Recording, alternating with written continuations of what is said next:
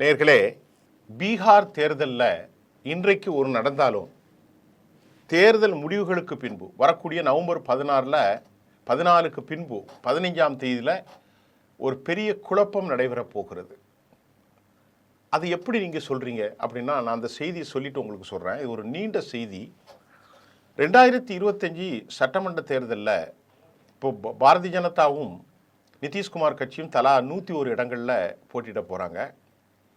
அந்த அடிப்படையில் லோக் ஜன்சக்தி பாஜக 101, நிதிஷ் கட்சி 101 என்டிஏ கூட்டணியில், அதில் இருக்கக்கூடிய லோக் ஜன்சக்தி ராம்லிவாஸ் எஸ்ஜேபி அதாவது சிராக் பஸ்வான் 29 இடங்களில், மதச்சார்பற்ற ஹிந்துஸ்தானி அவாம் மோர்ச்சா HAM மற்றும் ராஷ்ட்ரிய லோக் மோர்ச்சா தலா 6 இடங்களில் போட்டியிடுகிறார்கள். இது அவர்களுக்குள்ள விஷயம். இந்த விவகாரத்தில் இப்போ என்ன பிரச்சனைன்னா, பெரியண்ணன் தம்பி என்பதையெல்லாம் விட்டுவிடலாம், ஜேடியு இதிலிருந்து இப்போ மீண்டு வருமா இல்லையா என்பதுதான் கேள்வி. அதாவது என்ற கேள்வி என்று இப்பொழுது செய்தி வந்திருக்கிறது. என்டிஏ கூட்டணியில் தொகுதி பங்கீட்டில் நிதிஷ்குமாருடைய ஜேடியு கட்சியினர் மத்தியில் ஒரு பெரிய அதிருப்தி வந்திருக்கிறதாக செய்தி வந்திருக்கிறது. அதற்கு ஏன் இந்த மாதிரி அதிருப்தி, ஜேடியு நிலை ஒரு கட்சி என்னவாக இருக்கும் என்பதை நம்ம பார்ப்போம். ஜேடியு கட்சியினுடைய தலைவர் நிதிஷ்குமாருடைய உடல்நலம் இப்போ ரொம்பவே மோசமாக இருக்குது. சிராக் பஸ்வானுடைய லோக் ஜன்சக்தி எல்ஜேபி எப்படி அதிக இடங்களை பெறுவதில் வெற்றி அடைந்தது என்பது குறித்தும் இப்போது கேள்வி அடைகிறது. அதே போன்று என்டிஏ கூட்டணியில் உள்ள தலித் தலைவர்களான ராம் மாஞ்சியினுடைய HAM கட்சிக்கு கடந்த தேர்தலை விட ஒரு தொகுதி குறைவாக கொடுக்கப்பட்டிருக்கிறது. இந்த முறை HAM 6 இடங்களில் தான் போட்டியிடுகிறது. கடந்த முறையில் மாஞ்சியினுடைய கட்சி 7 இடங்களில் போட்டியிட்டது. தங்கள் இந்த தேர்தலில் அதிக இடங்களில் போட்டியிடும் என ஜேடியு தலைவர்கள் கூடி வந்தார்கள். அதாவது நிதிஷ்குமாருடைய தலைவர்கள், நிதிஷ்குமாருடைய கட்சி ஒரு இடத்துலையாவது போட்டிட்டு சொன்னாங்க. அதே சமயம் பாரதிய ஜனதா சேர்ந்தவர்களே ஏற்கனவே இப்போ பிப்ரவரி மாதம் கடந்த ஆட்சியில் விரிவாக்கம் சென்ற போது பாஜகவை சேர்ந்தவர்கள் தான் அதிக அமைச்சர்களாக நியமிக்கப்பட்டார்கள். நிதிஷ்குமார் கட்சி சேர்ந்த ஒரு தலைவர் கூட விரிவாக்கம் செய்யப்பட்ட அமைச்சரவையில் இல்லை. அப்போதே பாஜக கொஞ்சம் கொஞ்சமாக இவர்களை சுவாகா செய்வதற்கு ஆரம்பித்து விட்டார்கள். என்டிஏ கூட்டணியில் நிதிஷ்குமார் கட்சியை விட பாரதிய ஜனதா அமைச்சர்களுடைய எண்ணிக்கை 1.5 மடங்கு அதிகரித்தது. இதுதான் முதல் முறைங்க. இப்போ நடந்துக்கிட்டு இருக்காம இல்லை. இப்போ ஊடகங்களில் பலவிதமான கேள்விகள், குறிப்பாக ஜேடியுடைய செய்தி தொடர்பாளர்கள் தொடர்ந்து கூறி வந்தார்கள். இந்த முறை நாங்கள் பாஜகவை விட அதிகமான தொகுதியில் தங்கள் கட்சி போட்டியிடலாம் சொல்லிட்டு இருந்தாங்க.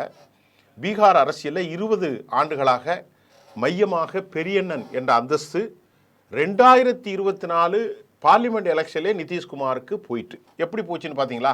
2024 அந்த தேர்தலில் நிதிஷ்குமாருடைய கட்சி 16 இடங்களிலும் பாரதிய ஜனதா 17 இடங்கள்லையும் போட்டுச்சு. அப்போ ஒரு இடத்துல பாஜக கூட வாங்கிட்டாங்க. அப்பவுமே நிதிஷ்குமாரை தலையில் தட்டிட்டாங்க. 2019 நோக்கினால் ஜேடியு மற்றும் பாஜக இரு கட்சிகளுக்கும் இடையே 2 பேருக்கு இடையில தலா 17 தொகுதி இருந்தது. 2024 ஒரு தொகுதியை பாஜக அதிகமாக வாங்கிட்டாங்க பார்லிமெண்ட் எலெக்ஷனில். அதுக்கு முன்னாடி உள்ள ஜேடியு 25 இடங்களில் 2009 பாஜக 15 போட்டிட்டது. அது 2009. அப்போ பாஜக ஒன்றுமே இல்லை, கொஞ்சம் கொஞ்சமாக வளர்ந்துச்சு. இப்போ யார் அண்ணன் பெரியண்ணன் அந்தஸ்தை 2024 மக்களவை தேர்தலில் இருந்த நிதிஷ்குமார் கொஞ்சம் கொஞ்சமாக இழக்கினாங்க. பாஜக பொறுத்தவரை அவங்க ஆம பூந்த வீடு, எங்கெல்லாம் யாரோடெல்லாம் கூட்டணி வைக்கிறாங்க அந்த கட்சி அழிஞ்சு போயிடும். அதை நான் பொதுவாக சொல்கிறேன். இது மகாராஷ்டிராவில் பார்த்தாலும் கர்நாடகாவில் பார்த்தாலும் இன்றைக்கி தமிழ்நாடு எல்லா இடங்களிலும் அவர்கள் அப்படித்தான் செய்வார்கள். அதே மாதிரி ஒரு 5 வருஷத்துக்கு முன்னாடி இப்போ கடைசியாக நடந்த சட்டமன்ற தேர்தலில் நிதிஷ்குமார் கட்சி 115 இடங்களில் போட்டிட்டு பாஜக 110 இடங்களில் போட்டிடுச்சு. அந்த தேர்தலில் திட்டமிட்டு நிதிஷ்குமார் 43 இடங்களில் குறைஞ்சிட்டார். நிதிஷ்குமாரை முதலமைச்சர் ஆக்கினாலும் இது திட்டமிட்டு செயற்படுத்தப்பட்டது. அதே போல் என்டிஏவினுடைய தொகுதி பங்கீடு குறித்த அறிவிப்புக்கு முன்னதாக சிராக் பஸ்வான் வேறு ஒரு நிலைப்பாட்டை எடுத்திருந்தார்.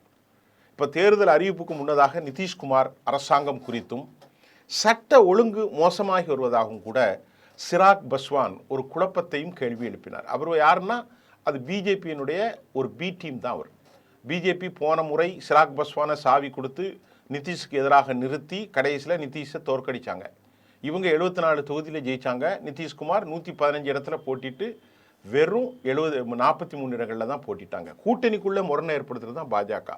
இப்போமா ஏன் சிராக் பஸ்வானுக்கு 29 தொகுதி கொடுத்துருக்காங்கன்னா, அவர் நாளைக்கு ஜெயிச்சா அவரை வச்சு ஆட்சி அமைப்பதற்கு வசமான வேலை நடக்கிறது.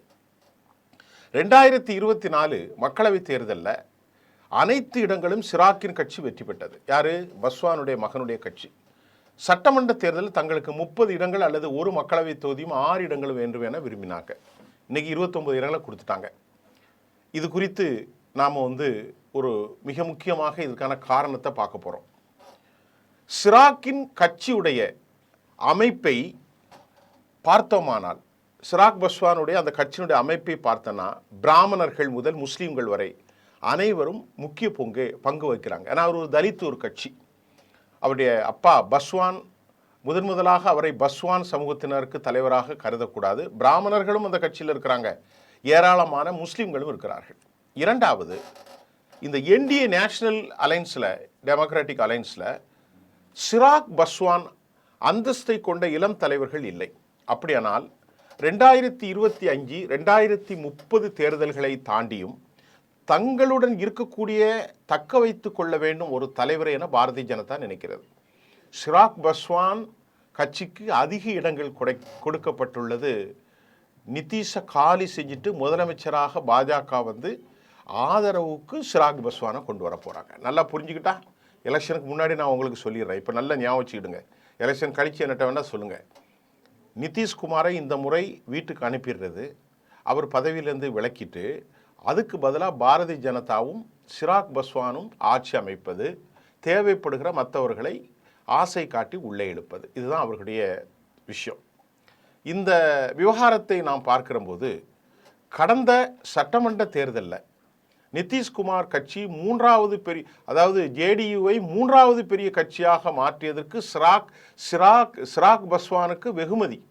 அவர் தான், நான் ஏற்கனவே சொன்னேன், வேண்டுமென்றே நிதிஷ்குமாரை தோற்கடித்தார்கள். சிராக் பஸ்வானை வச்சு பாரதிய ஜனதா கூட்டணியில் அவங்கள மாதிரி ஒரு அமித்ஷா மோடி மாதிரி ஒரு திட்டமிடுறதுல யாருமே கிடையாது. அதனால் அந்த கட்சி சார்பில் அதிகமான பேர் வெற்றி பெற்றார்கள்.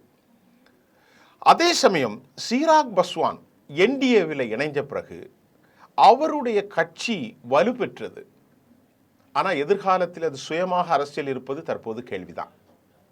ஏனெனில் தங்கள் கூட்டணி கட்சிகளை உடைக்கும் வரலாறு கொண்டது பாரதிய ஜனதா என்கின்றார்கள் எல்லோருமே. நான் அல்ல, டெல்லியிலிருந்தே சொல்கிறாங்க. இப்போது பீகாரில் ஜேடியு அளிக்கப்பட்டுள்ளது. கதை காலி முடிஞ்சுது. இனி அவருக்கு எதிர்காலமே இல்லை. யாருக்கு? நிதிஷ்குமாருக்கு. இதோடு முடிஞ்சது. சிராக் பஸ்வான் கட்சி தனித்து 135 இடங்களில் போட்டிட்டு ஒரு தொகுதியில் மட்டும்தான் வெற்றி பெற முடிஞ்சது. இந்த நிலையில் நிதிஷ்குமார் மூன்றாவது பெரிய கட்சியாக, அதற்கு சிராக் பஸ்வான் தான் காரணம்.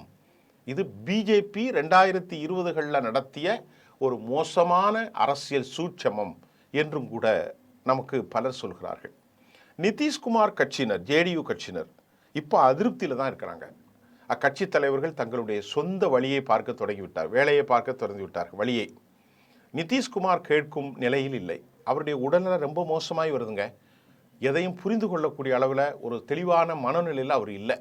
எல்லா கண்ட்ரோலுமே இப்போ பாஜகவினுடைய கையில் தான் இருக்குது அப்படிங்கிறாங்க அரசியல் ஆய்வாளர்கள். பாஜக என்ன செய்தாலும் அதை ஏற்றுக்கொள்ளக்கூடிய மனநிலைக்கு இப்போ ஜிடியை ஏற்றுக்கொள்கிறது. அமைச்சரவை விரிவாக்கத்திலாக இருந்தாலும் சரி, அறிகுறிகள் தெளிவாக தெரிகிறது. நிதிஷ்குமாருடைய வாக்கு வங்கியில் பாரதிய ஜனதா நுழைந்து ரொம்ப மிக பிற்படுத்தப்பட்டவர்கள், குருமிக்கள், கோயேரி, இந்த சமூகங்களை எல்லாம் பாஜக அமைச்சர்களாக்கி வருங்காலத்தில் அவர்கள் பாஜகவினுடைய வாக்கு வங்கியினர்களாக மாற்றப் போகிறார்கள். ஆக தொகுதி பங்கீடு அறிவிக்கப்பட்டதிலிருந்து என்டிஏ கூட்டணியில் உற்சாகமும் அதே சமயம் ரொம்ப ஒரு அதிருப்தியும் காணப்படுகிறது. நிதிஷ்குமாருடைய கட்சியில் மதசார்பட்ட, அதாவது இந்த ஜனதா கட்சி ரொம்பவே அதிருப்தியில் இருக்காங்க. தொகுதி பங்கீட்டில் கூட அவர்களுக்கு மகிழ்ச்சியாக இருக்கும் நிலையில் சுமூகமான சூழல் உள்ளதாக தெரிவித்தது. ஆனால் எல்ஜேபி கட்சி மகிழ்ச்சியாக உள்ளது, நிதிஷ்குமார் கட்சி மகிழ்ச்சியாக இல்லை. அக்கட்சியினுடைய செய்தி தொடர்பாளர் நிரஞ்சகுமார் என்ன சொல்கிறாருன்னா, ஜேடியுனுடைய அதிருப்தியை குறித்து, மகா கூட்டணியில் விரிசல் ஏற்பட்டுள்ளதை ஓப்பனாக கன்ஃபஸ் பண்ணுறார். ஆனால் என்டிஏவில் நிதிஷ்குமாரின் அனுபவம் மற்றும் மோடியின் தலைமையில் சிறப்பான ஒத்துழைப்பு உள்ளதாக வெளிப்படையாக பேசுகிறாங்க. இருந்த போதிலும் தற்போது எதிர்க்கட்சியில் முதலமைச்சர் வேட்பாளர் இன்னும் முடிவு செய்யப்படவில்லை. எதில்? காங்கிரஸ் கட்சியில். ஆனால் எல்லோரும் துணை முதலமைச்சராக குதித்து கொண்டிருக்கிறார்கள் என்று சொன்னாலும் தற்போது அவரை சுற்றி வருகிற அந்த விவகாரத்தை அவர்கள் அறியாமலே இருக்கிறார்கள். இப்போ என்டிஏ கூட்டணியில் 6 தொகுதிகள் ராஷ்ட்ரிய லோக் மோர்ச்சா உபேந்திர குஷ்வாகாக்கும், ஹிந்துஸ்தான் அவாமி பார்ட்டிக்கு ஒரு 6 கொடுத்துட்டாங்க மாஞ்சிக்கும். இப்போ என்டிஏவின் முடிவை நாங்கள் ஏற்றுக்கொள்கிறோன்னு அவங்களும் ஏற்றுக்கொண்டார்கள். இப்போ உபேந்திர குஷ்வாகா தன் அதிருப்தியை சமூக ஊடகங்களில் திங்கட்கிழமை வெளிப்படுத்தினார். நேற்று முன்தினம் அவருக்கு சீட்டு காணாது அப்படிங்கிறது தான் சொல்லியிருக்காரு. இதுக்கு இடையில் மகா கூட்டணியில் தொகுதி பங்கீட்டில் காங்கிரஸ் கட்சி, அதை போன்று விகாசுஸ் இன்சமாம் கட்சி, இன்சான் ஷஹானி, முகேஷ் ஷஹானி, இவர்களுக்குள்ளும் சில முரண்கள் ஓடுகின்றது. எப்படி பார்த்தாலும் இந்த வேட்பு மனு தாக்கல், ஆகவே எப்படி பார்த்தாலும் நீங்கள் குறித்து வைத்துக் கொள்ளுங்கள். நவம்பர் மாதம் 2014 அதாவது நவம்பர் 14ஆம் தேதி முடிவுகள் வரப்போகிறது. அந்த முடிவில் பாரதிய ஜனதா என்ன செய்ய போகிறாங்கன்னா, நிதிஷ்குமார் எவ்வளவு பெற்றாலும் அவரை முதலமைச்சராக்க மாட்டார்கள். அதற்கு பதிலாக தலா 101 இடங்களில் போட்டிடுற பாஜக ஒரு 70-80 தொகுதியை பிடிச்சிட்டு இவங்க ஒரு 122 தொகுதி மெஜாரிட்டி, அதை மாதிரி ஒரு குழப்பத்தை ஏற்படுத்தலாம். அப்படி இல்லைன்னா உண்மையில பல பிரச்சனைகளை ஏற்படுத்தி நிதிஷை ஆதரவை பெற்றுக்கொண்டு அவே ஃப்ரம் கேபினெட்ஸ் அப்படின்ற மாதிரி கூட வைக்க வாய்ப்பு இருக்கிறது. அதுக்கு பின்னாடியும் சில மாறுதல்கள் வர வாய்ப்பு இருக்குங்க. எப்படின்னு பார்த்தீங்களா? அப்படி ஒரு நிலையில் ஜெயபிரகாஷனுடைய சீடர்களான லாலு, அவருடைய பையன், காங்கிரஸ், நிதிஷ் 3 பேரும் இணைஞ்சு கூட ஒரு ஆட்சி கொண்டு வரலாம். இதில் ஒரு பெரிய குழப்பம் இருக்கிறது. இந்த குழப்பத்தில் தீர்வுகள் எப்படி இருக்கும்? வக்பு விஷயம், ஓட்சேர விவகாரம், வேலைவாய்ப்புகள், அரசுக்கு எதிரான ஆன்டி இன்கம்பன்சி, இதெல்லாம் டிசைடிங் ஃபேக்டராக இருக்கிற போது வரக்கூடிய அடுத்த மாதம் 14ஆம் தேதி இந்தியாவிலே ஒரு புதிய ஒரு சேலை உருவாக்க போகிறாங்க. பாஜக யாரோடு கூட்டு சேர்ந்தாலும் அவர்கள் உருப்பட்டதே இல்லை. பாஜக மட்டும்தான் உருப்பட்டிருக்கு. இதுதான் கர்நாடகாவில் பார்த்தோம், மகாராஷ்டிராவில் பார்த்தோம், தமிழ்நாட்டில் இப்போ அதிமுகவும் அந்த வலைக்கு கொண்டு வந்திருக்கிறாங்க. இப்போ நிதிஷ்குமார் கதை முடிஞ்சிட்டு அப்படின்ட்டு டெல்லியில் ஏராளமான தலைவர்கள் கருத்தை தெரிவிச்சிட்டு இருக்காங்க. அவருடைய உடல்நல பலகீனம். ஆக நம்ம அடுத்த செய்தியில் பீகாரில் என்ன நடக்குதுன்னு தெளிவாக பேசுவோம். நன்றி.